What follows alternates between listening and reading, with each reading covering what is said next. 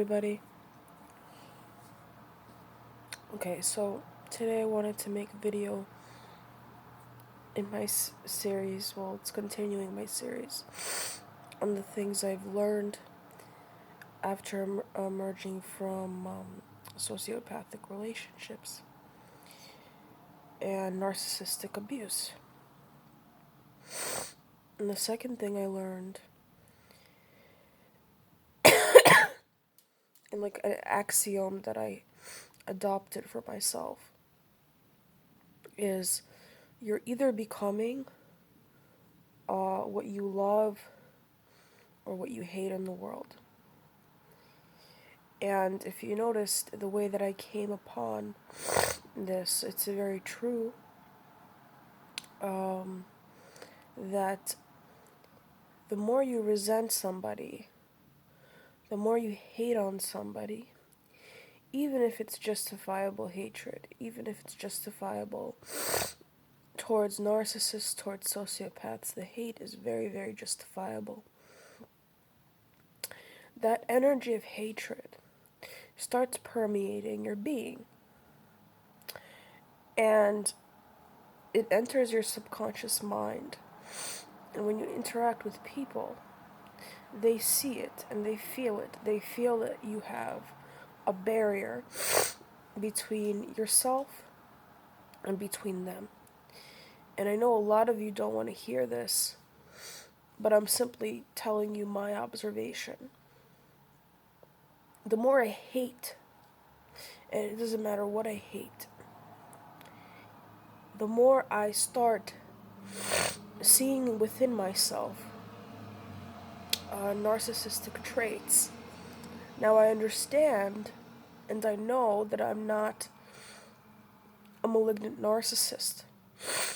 However, being in an environment with one for so long has given me, at times, certain traits that they have. It's a carryover from being related to these people.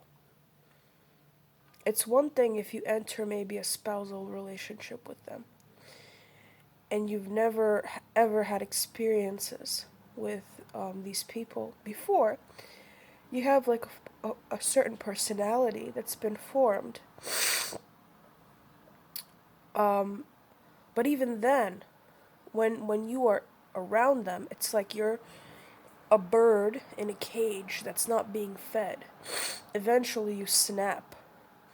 Eventually you, in being around them, you absorb their negative energy.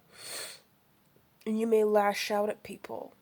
You may lash out at people that love you, etc. And this is by design, because when you display these traits, the narcissist can then point to you and project their own psychopathic traits onto you and say, why are you so aggressive? Why are you so angry? Why are you so hateful? Etc. And of course, anybody, if put in certain circumstances, will react aggressively, will react with hatred. That doesn't mean that they're a narcissist. It just means that the shadow self that they have is being brought forward because they're in the fight for their psychological survival a lot of the time. So even after you go no contact, you go through a period, and it's still relevant to me. This is my 3rd year of no contact. Woohoo. You still go through a period of having these residual hatred, these tics of hatred. So you may be sitting at a desk and nothing is happening seemingly. Not even in the environment, but your hatred for the situation, your sense of indignation at what happened starts flurrying up. And you don't like this about yourself. And eventually, you get to a point where hatred becomes dislike because you have other things to think about that are a lot lighter. You have people around you that are a lot more positive. And so the balance on the scale tilts towards different direction. You start becoming things that you love. Whether that's things that you love to do, people that you appreciate, people that appreciate you, all of this kind of tilts the scale into a different direction, and you realize that you don't have use for hatred, and actually, your hatred for this, no matter how justified, is compounding your illness and your problem rather than resolving it. And so, if you're stewing about narcissism, if you're stewing about these people, it's very perfect. It's perfectly natural. Know that one day you're going to get to the point where you don't hate them as much as you did before. And a lot of us are afraid of getting to that point in the beginning because the hatred of them is what's keeping you safe. Because if not for this hatred of them, you will go back to them because of the lure of the trauma bond. It's like when you're an addict and you hate the substance that's consuming you. It's like when you hate alcohol and you're an alcoholic. You may have moments when you really hate it, but then you love it and then you go back to it. And so hatred serves a very practical purpose and is really the reason why this community exists, to bring out this hatred. However, we also need to keep in mind this axiom that you become what you think about. So if you're hating on anything, it will show, it will have a spillover in your other interactions with decent people. And people feel like you're pushing them away or that you're complaining too much. And this is exactly from coming from the stewing in hatred that you're doing, either reflexively or as a defense, or because you're just ruminating on this. And the rumination it becomes less and less and less the further away you get from them, the further away you feed their pathology by responding to them.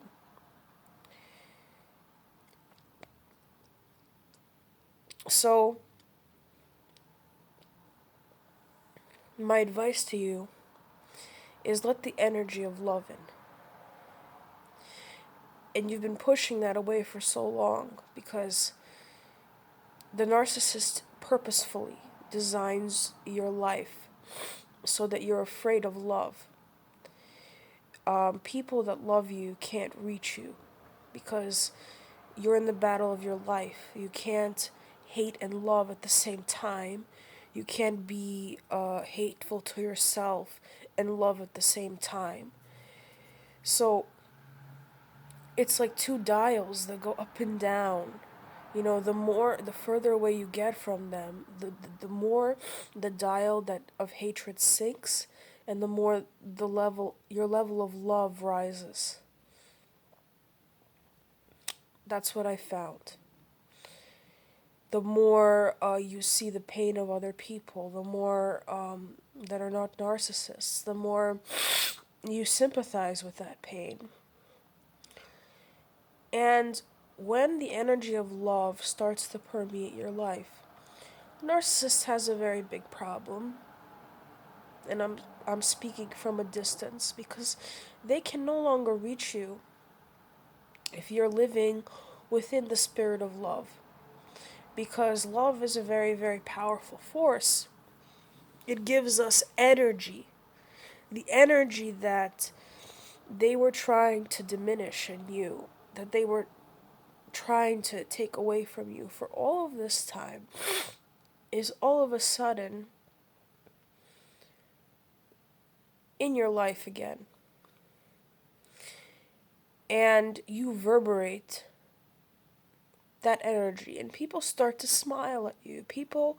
You start to see people in a more positive light. You start wanting to help people. You start appreciating people a lot more. All of this is disaster.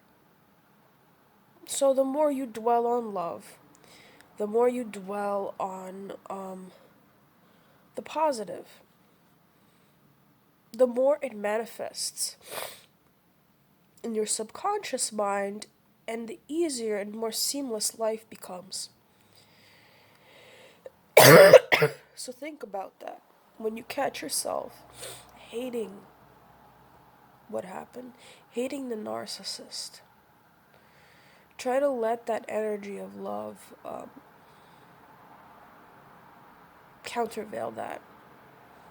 And one of the things that I think about right now, these days, is my maternal grandfather, who my mother tried very hard to alienate me from, of course, because I believe that he's the only person in my entire family that was truly capable of love. And I don't know much about him, um, psychologically, in terms of his psyche, because I was 12 when he passed away. But that's just a sign that this balance of my psyche is tilting in another direction. Because the more I think about him and the energy of love that he emitted towards me, towards people, towards his children, and I'm gonna make a separate video about him because he was an amazing man. The softer I feel inside, the more I can put these pieces of shit, you know, like not on the back burner. You know, it's like why do I have to dwell on these sick people when I have him to dwell on? And that's a very important tool that I have right now.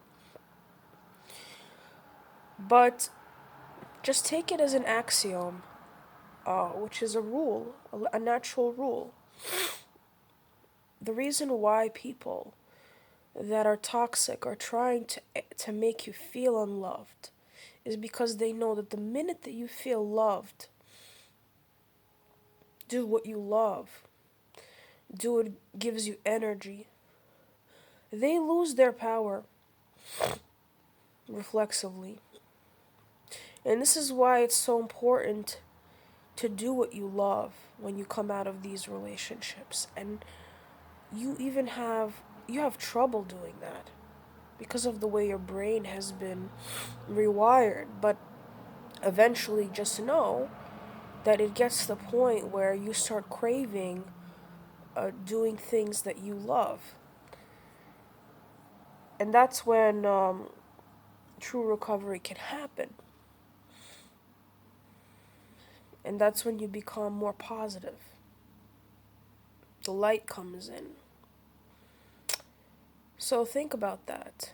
And think about how you can manifest the energy of love in your life today. Maybe you can volunteer at a shelter. That's what I've been doing on and off.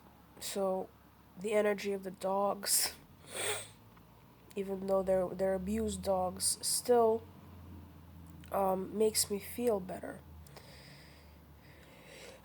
You have to start getting comfortable with accepting that people love you, and also loving people.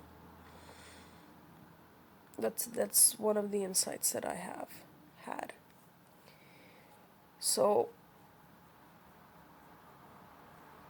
meditate every day on things you love, because that's what you become ultimately. And the more you become that, the more the narcissist lessens their grip, and the more irrelevant these events become. Anyway, kisses.